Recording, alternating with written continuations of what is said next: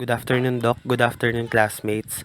So, my report is chapter 12, and this is all about enhancing decision making. So, the first topic in enhancing decision making is decision making and information systems. The next one is business intelligence in the enterprise and business intelligence constituencies. And this also includes the business intelligence and analytics capabilities. Decision making and information systems. By providing accurate, up-to-date, and relevant information and performing analytical functions, management information systems can be of assistance in sound decisions. Appropriate management information systems can structure the basic data available from your company's operations and records into reports that can help you make decisions. Management used to be the only one allowed to make decisions in corporations. As information technology make information available to lower levels of the business, lower level employees are now responsible for some of these decisions. Business value of improved decision making. Decisions must be made at every level of management in an organization. Improved decisions can boost an organization's average ROI and profitability. A single improved decision may have a minor impact on business value, but a series of improved decisions can completely change the annual business value. This table 12.1 shows that decisions are made at all levels of the organizations and that some of these decisions are common, routine, and numerous.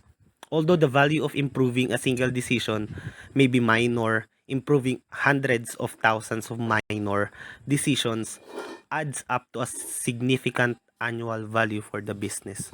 The types of decisions. Different sections of the organization make three types of decisions. These decisions are aided by information system, the senior management, the middle management, and the operational management. The first one is the unstructured decisions.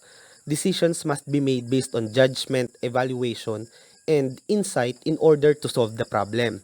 These decisions are thought to be novel, important, and non-routine. They are not frequently made in a method that is readily recognized. Making the decisions on whether the business should join a new market or stick with its current market is an example of an unstructured decisions that management may have to make, and information systems support these decisions. The next one is the semi-structured decisions. Only a portion of the issue has a simple solution offered by established practice. Semi-structured decisions are those that can be partially programmed but still require human judgment. An effective illustration of a semi-structured choice is the hiring procedure.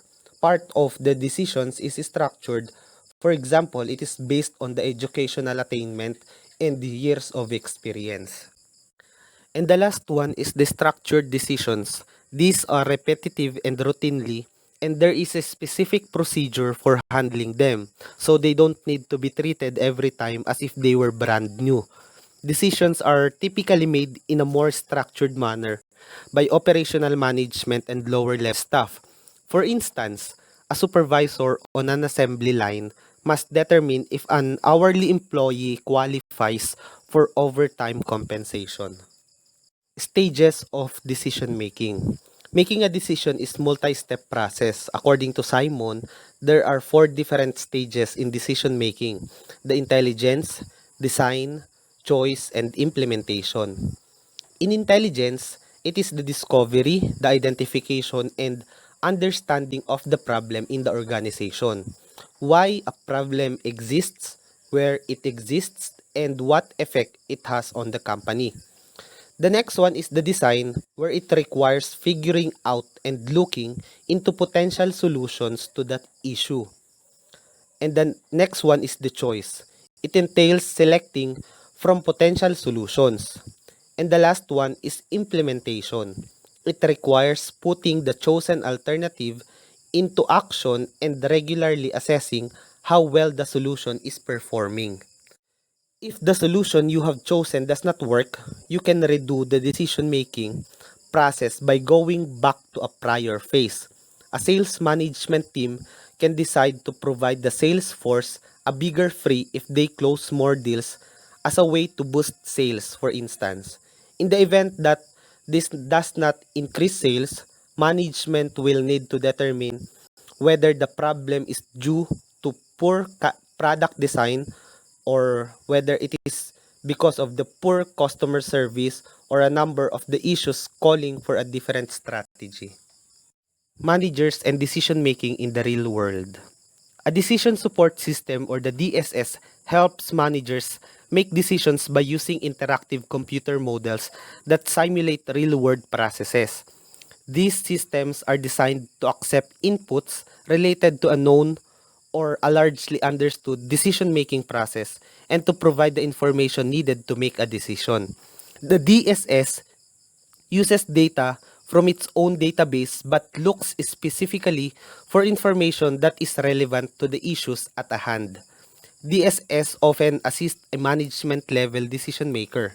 It is a technique for dealing with what if scenarios involving what might happen if the manager made specific adjustments. The information system, however, are unable to improve every type of decisions made within a business. To understand why this is the case, let's look at the function of managers and decision making in the business. Managerial roles.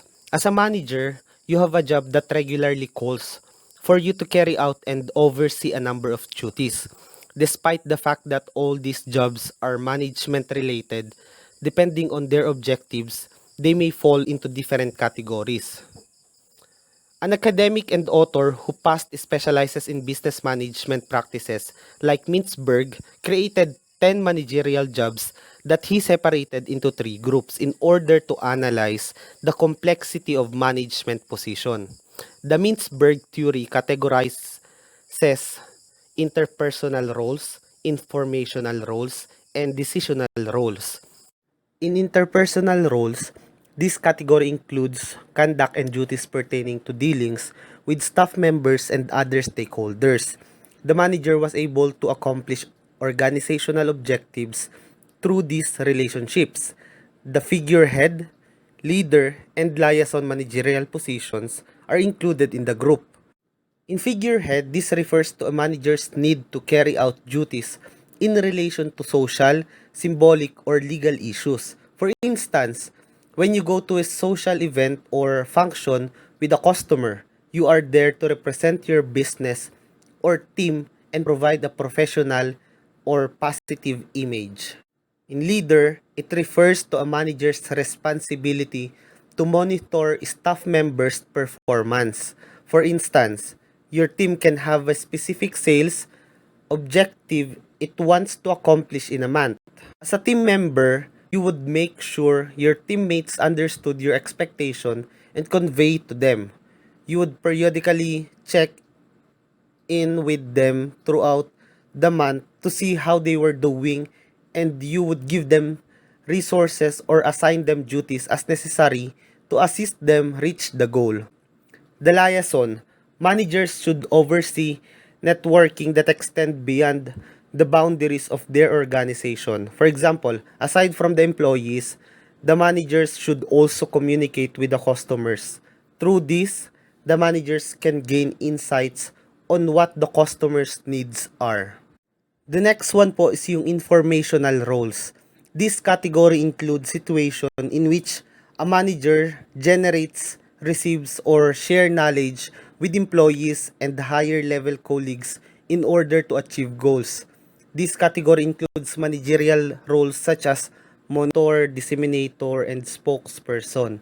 In monitor, the manager seeks information relevant to the organization such as potentially significant industry changes.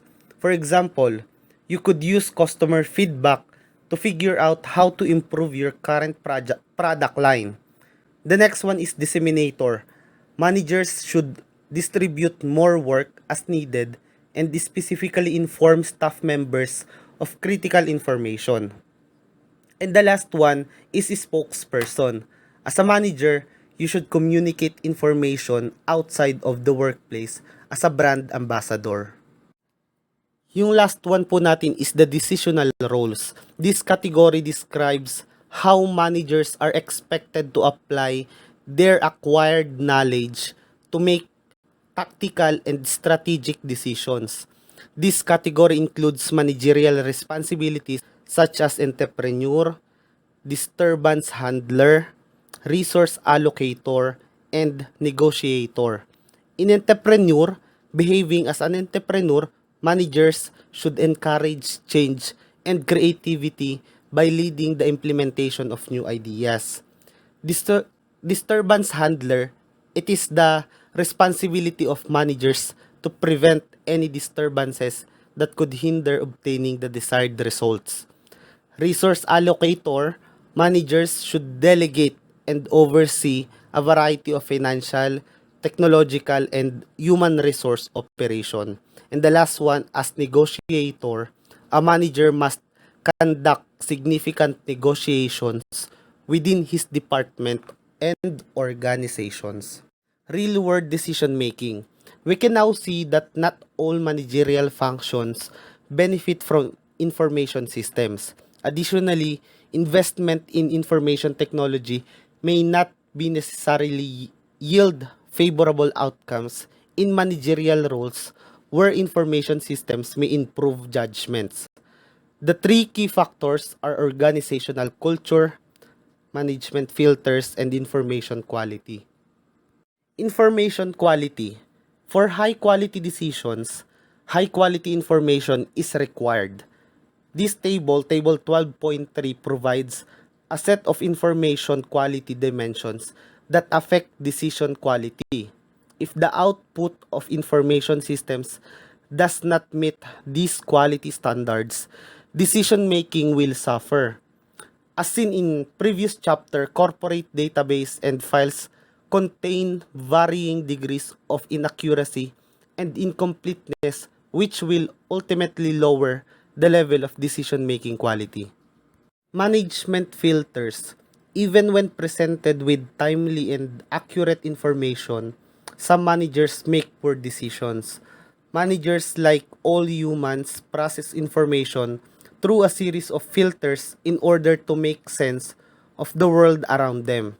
Managers pay selective attention, concentrate on specific types of problems and solutions, and have a variety of biases that cause them to reject information that contradicts their preconceived notions. For instance, Wall Street firms such as Bear Stearns and Lehman Brothers imploded in 2008 because they underestimated the risk of their investment in complex mortgage securities, many of which were based on subprime loans that were more likely to default. The computer models they had and other financial institutions used to manage risk were based on overly optimistic assumptions and overly simplistic data about what might go wrong. Management wanted to make sure that their firm's capital was not all tied up as a cushion against defaults from risky investments, preventing them from investing it to generate profits. So, the designers of these risk management systems were encouraged to measure risk in a way that minimized their importance. Some trading desks also oversimplified the information maintained about the mortgage securities to make them appear as a simple bonds with higher rating that were warranted by their underlying components. The last one po is yung organizational inertia and politics. Organizations are bureaucracies with little ability to act decisively. When circumstances change, strong forces inside companies reject making decisions that would necessitate considerable change, and firms must accept new business models in order to thrive.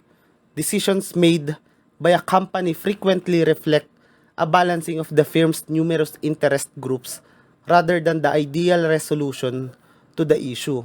According to research on business restructuring, Firms routinely attribute poor performance to outside factors beyond their control such as economic conditions, foreign competition, and rising prices, rather than holding senior or middle management accountable for poor decision making. The high velocity automated decision making. Many organizational decisions made nowadays are not decided by managers or every human. For instance, Google has to pick which URL to display when you submit a search query into its search engine within an average of half a second. Highly automated and structured decisions are a fast expanding type of decisions. These automated high-speed decision-making processes are made possible by computer algorithms that accurately outline the procedures that must be taken to obtain a result. Very big databases, extremely fast processors, and software designed for that job. Because they make decisions too slowly in these circumstances, managers and other people are removed from the decision-making process.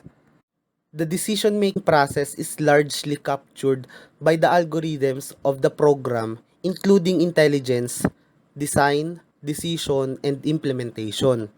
The issue has already been identified. A process for solving it has to be developed. A range of acceptable solutions have been identified, and the software creators have implemented the solution. It is important that great care must be made to ensure that these systems are functioning effectively without humans in the picture in order to avert serious harm to organizations and people. Even then, it is advised to take extra steps to keep an eye on these systems' action, regulate their operation, and, if required, turn them off. Business intelligence. All of the decision support systems covered in Chapter 2 are based on a business intelligence and business analytics infrastructures that provides data and analytic tools to aid decision making. All organizations, including businesses, take information from their surroundings and attempt to comprehend the meaning of information and then act on that information.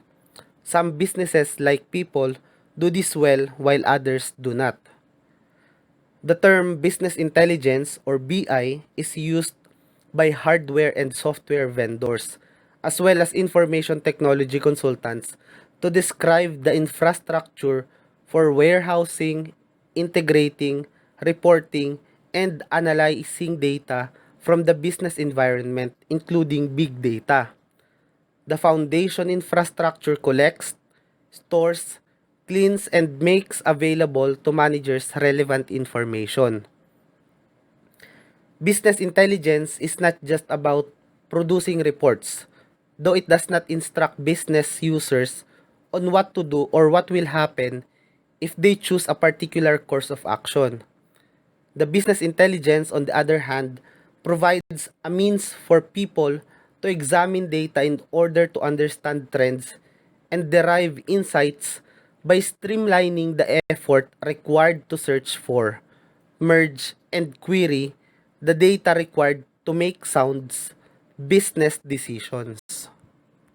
The business analytics or BA is a vendor defined term that focuses on data analysis and understanding tools and techniques.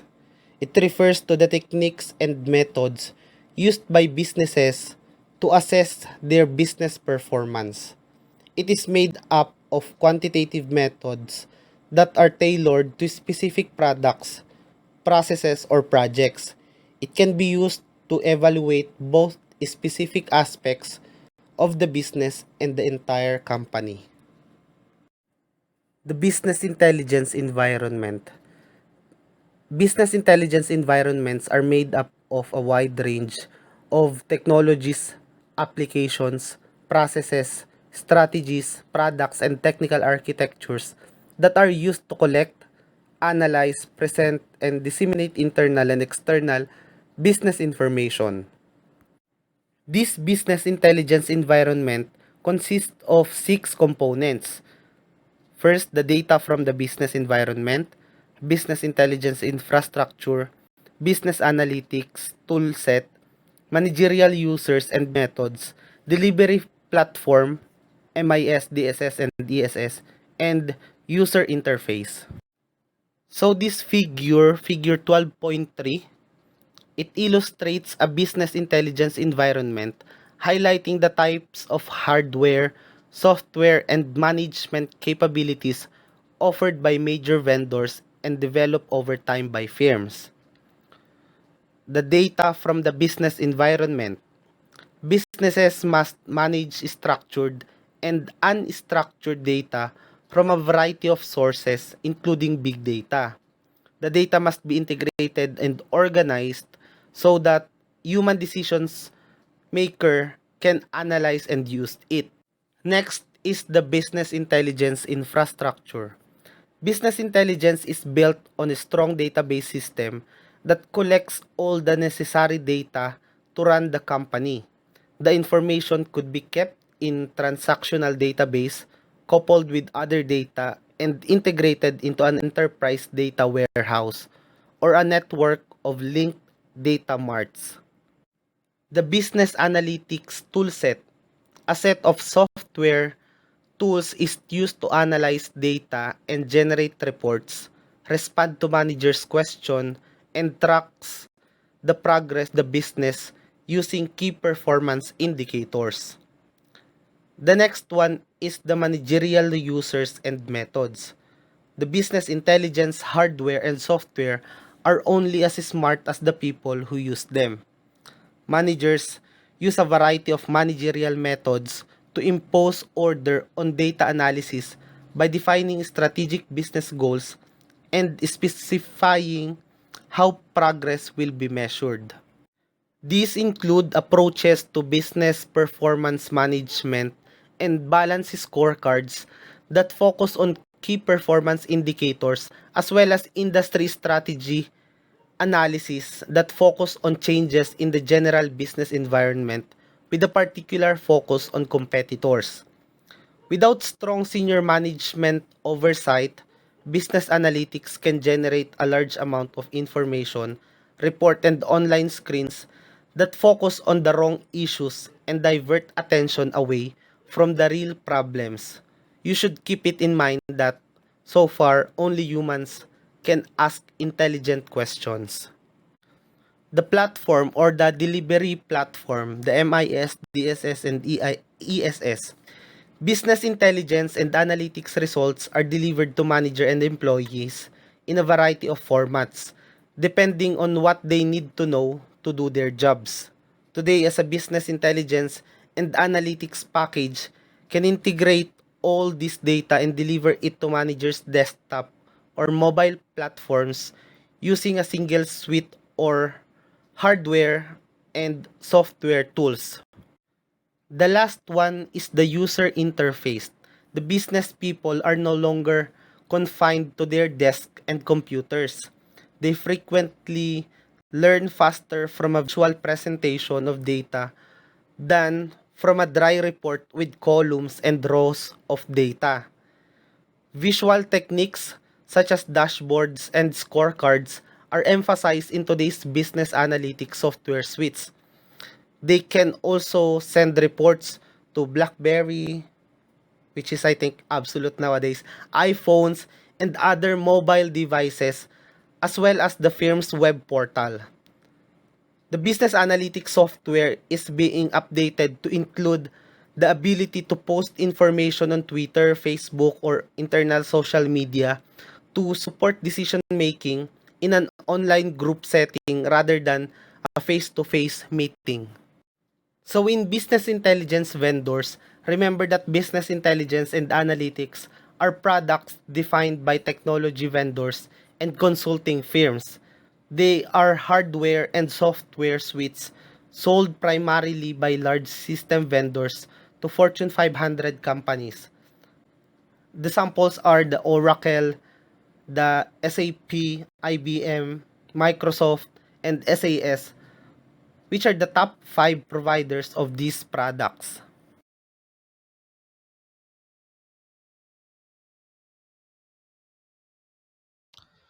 For the continuation of the report in enhancing decision making, we have business intelligence and analytics capabilities. These promise to deliver correct, nearly real-time information to decision makers, and the analytic tools help them quickly understand the information and take action. There are 6 analytic functionalities that business intelligence systems deliver to achieve these ends. Number 1 po yung production report. These are predefined reports based on industry-specific requirements. And next, yung parameterized reports. Users enter several parameters as in a pivot table to filter data and isolate impacts of parameters. For instance, you might want to enter region and time of day to understand how sales of a product vary by region and time. The next one po, yung dashboards or scorecards. These are visual tools for presenting performance data defined by users. The next one po, yung ad hoc query or search or report creation. This allow users to create their own reports based on queries and searches. In the drill down, this is the ability to move from a high-level summary to a more detailed view. And the last one po yung forecast scenario models.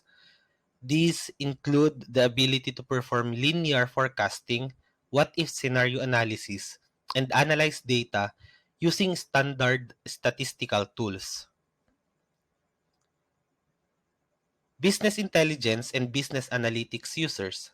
In previous chapters, we have described the different information constituencies in business firms, from senior managers to middle managers, analysts, and operational employees. This also holds true for business intelligence and business analytics system. Over 80% of the audience for business intelligence consists of casual users who rely largely on production reports. We have senior executive. It tends to use business intelligence to monitor firms' activities using visual interfaces like dashboards and scoreboards. We also have middle managers and analysts. They are more likely to be immersed in the data and software, entering queries and slicing and dicing the data along different dimensions. And the last one po yung operational employees, with customers and suppliers be looking mostly at pre-packaged reports. Casual users are consumers of business intelligence output, while intense power users are the producers of reports, new analysis, models, and forecasts. This graphic shows the different types of users and what they use business intelligence application for. On the left, power users who rely on the business intelligence most intensively are broken into 4 main categories, where each category placed beside the types of reports it uses the most. On the right naman po, casual users are also broken into various categories and placed along the type of capabilities used. Example of business intelligence applications, the predictive analytics. An important capability of business intelligence analytics is the ability to model future events and behaviors, such as the probability that a customer will respond to an offer to purchase a product. Predictive analytics are being incorporated into numerous business intelligence applications for sales, marketing, finance, fraud detection, and healthcare.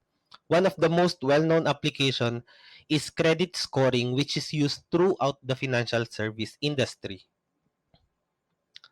The big data analytics. Many online retailers have capabilities for making personalized online product recommendations to their website visitors to help stimulate purchases and guide their decisions about what a merchandise to stock. However, most of these product recommendations are based on the behaviors of similar groups of customers. Now, some are starting to analyze the tremendous quantities of online and in-store customer data they collect along with social media data to make these recommendations more individualized. Additional business intelligence application, data visualization and visual analytics helps users see patterns and relationship in large amount of data that would be difficult to discern if the data were presented as traditional list of text or numbers.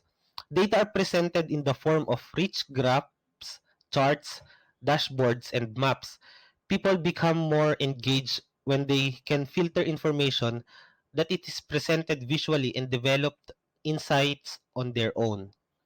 The Graphic Information System or the GIS, a special category of tools for helping decision makers visualize problems requiring knowledge about the geographic distribution of people or other resources. The GIS software ties location data to points, lines, and areas on a map. Some GIS have modeling capabilities for changing the data and automatically revising business scenarios. The GIS might be used to help state and local governments calculate response times to natural disasters and other emergencies, or to help banks identify the best location for installing new branches or ATM terminals. Management strategies for developing BI and BA capabilities. There are two different strategies for adapting BI and BA capabilities for the organization. The one-stop integrated solutions versus multiple best of breed vendor solution. In one-stop integrated solution, the hardware firms like the IBM, the HP, and now Oracle want to sell your firm integrated hardware or software solutions that tend to run only on their hardware. It's called one-stop shopping. This carries the risk that a single vendor provides your firm's total hardware and software solutions, making your firm dependent on its pricing power. It also offers the advantage of dealing with a single vendor who can deliver on a global scale. While in a multiple best-of-breed vendor solutions, the software firms like Microsoft encourage firms to adopt the best-of-breed software and that runs on any machine they want. In this strategy, you adopt the best database and data warehouse solution and select the best business intelligence and analytics package from whatever vendor you believe is best. This offers greater flexibility and independence, but with the risk of potential difficulties integrating the software to the hardware platform as well as to other software. Business intelligence constituencies. There are many different constituencies that make up a modern business firm. Earlier in this text and in this chapter, we identified three levels of management: the lower supervisory management or the operational management, middle management, and senior management, which includes the vice president and above, including the executive or yung C-level management. Example po nung Chief Executive Officer, Chief Financial Officers, and Chief Operating Officers. Each of these management groups has different responsibilities and different needs for information and business intelligence, with decision becoming less structured among higher level of management. Decision support for operational and middle management. Operational and middle management are generally charged with monitoring the performance of key aspects of the business, ranging from the downtime of machines on a factory floor to the daily or even hourly sales at franchise food stores to the daily traffic at a company's website. Most of the decisions they make are fairly structured. Management information systems are typically used by middle managers to support this type of decision making, and their primary output is a set of routine production reports based on data extracted and summarized from the firm's underlying transactions processing system or yung TPS.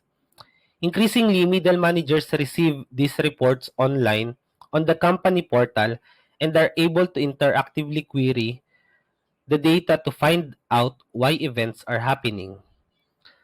Some managers are super users and keen business analysts to what to create their own reports and use more sophisticated analytics and models to find patterns in data, to model alternative business scenarios, or to test a specific hypothesis. Decision Support System or the DSS are the business intelligence delivery platform for this category of users with the ability to support semi-structured decision making. The Decision Support System or the DSS. DSS rely more heavily on modeling than MIS, using mathematical or analytical models to perform what if or other kinds of analysis. The what if analysis, working forward from known or assumed conditions, allows the users to vary certain values to test results to predict outcomes if changes occur in those values. The sensitivity analysis models ask what if questions repeatedly to predict a range of outcomes when one or more variables are changed multiple times. The backward sensitivity analysis helps decision makers with goal seeking. For example, if I want to sell 1 million product units next year, how much must I reduce the price of the product? The multidimensional data analysis and OLAP as one of the key business intelligence technologies. Spreadsheets have a similar feature for multidimensional analysis called a pivot table, which manager, super users, and analysts employ to identify and understand patterns in business information that may be useful for semi-structured decision making. This figure illustrates a Microsoft Excel 2010 pivot table that examines a large list of order transactions for a company selling online management training videos and books. It shows the relationship between two dimensions, the sales region and the source of contact, or the web banner, ad, or email for each customer order. It answers the questions: does the source of the customer make a difference in addition to region? The pivot table in this figure shows the most customers come from the West, and that banner advertising produces most of the customers in all the regions. Executive Support System or the ESS. The purpose of ESS is to help the C-level executive managers focus on the really important performance information that affect the overall profitability and success of the firm. Currently, the leading methodology for understanding the really important information needed by a firm's executives is called the Balance Scorecard Method. The Balance Scorecard Method or the Balance Scorecard is a framework for operationalizing a firm's strategic plan by focusing on measurable outcomes on four dimensions of firm's performance: the financial, the business process, the customer, and the learning and growth. Key performance indicators or the KPI are used in measuring the performance of each dimensions proposed by senior management for understanding how well the firm is performing along any given dimension. For instance, one key indicator of how well an online retail firm is meeting its customer performance objectives is the average length of time required to deliver a package to a consumer. The Business Performance Management or the BPM. Another closely related popular management methodology is the BPM. The BPM attempts to systematically translate a firm's strategies, example, the differentiation, low-cost producers, market share growth, and scope of operation, into operational targets. Once the strategies and targets are identified, a set of KPIs are developed that measure progress towards the targets. The firm's performance is then measured with information drawn from the firm's enterprise database system. BPM uses the same ideas as balanced scorecard but with a stronger strategy flavor. The Group Decision Support System or the GDSS. The DSS we have just described focus primarily on individual decision making. However, so much work is accomplished in group within firms that a special category of systems called Group Decision Support System or yun ngang GDSS has been developed to support group and organizational decision making. A GDSS is an interactive computer-based system for facilitating the solution of unstructured problems by a set of decision makers working together as a group in the same location or in different locations. Collaboration systems and web-based tools for video conferencing and electronic meetings described earlier in this text support some group decision processes, but their focus is primarily on communication.